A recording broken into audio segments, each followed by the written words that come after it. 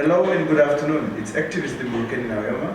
And this afternoon I'm joined by none other than Mr. Benedick Louw.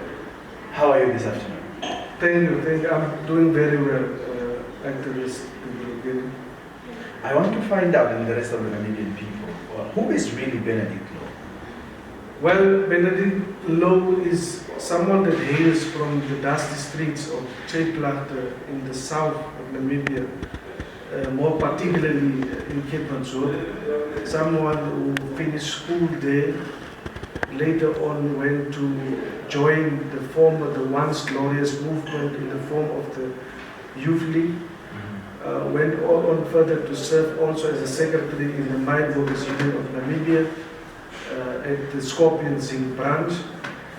Apart from that, also someone that has always been at the forefront of agitating for the restoration of the dignity of the black child, which has always been led by the affirmative repositioning movement since its birth in 2014.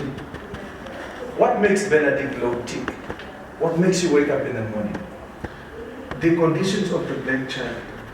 It pains me 30 years post-independence that we, because of pure cowardice, we are still left with the unresolved issue of landlessness in our country, something which all of us, we have to admit, has been an act of theft. Yet we have our elders today, we have the liberation veterans, as they would call themselves, but still we are still sitting with this problem of landlessness, of hunger, of poverty, but key of which is the return of the land to its rightful owners, and that includes the indigenous people of this country. Take us through. We are now told that you have been appointed as a special envoy of the affirmative repositioning on the land indigenization bill that was read earlier this year in Parliament. What is it all about? What does the bill speak to? And what is your core functions, if any, and what will be your responsibilities for anybody who wants to know what a special envoy in this particular task is? Well, Dimbu, as you will know, that in March 2019, last year, subsequent to a Land for March demonstration here in Windhoek, here in the capital, we submitted to the National Assembly what we call the Land Indigenization Bill. And also subsequent to that, we submitted in June 2020, this year, also to the National Assembly for the enactment, at least for the process of the enactment of the Land Indigenization Bill to start. Because we need to make a decisive,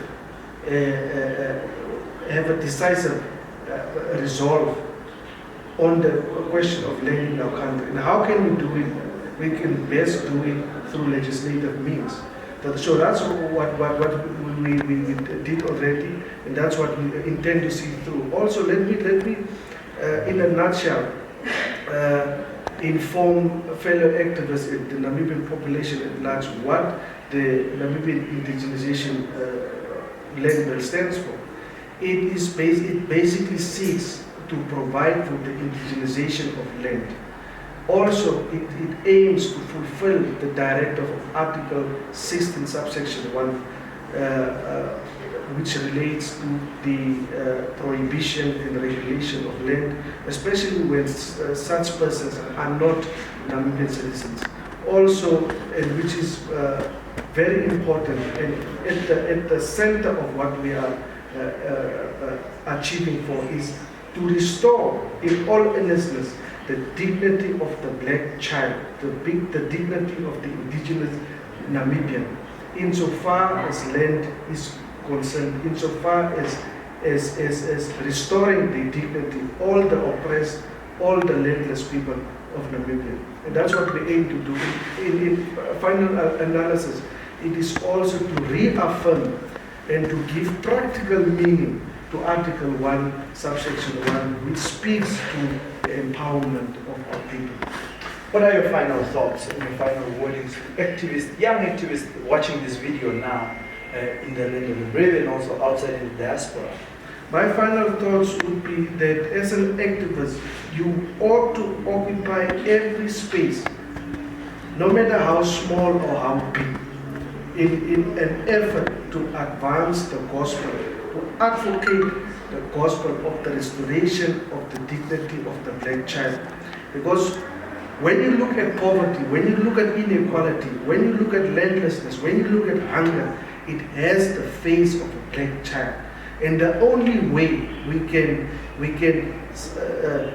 successively deal with and decisively deal with all of those, it lies in the question of land. And that's what the land indigenization bill seeks to achieve.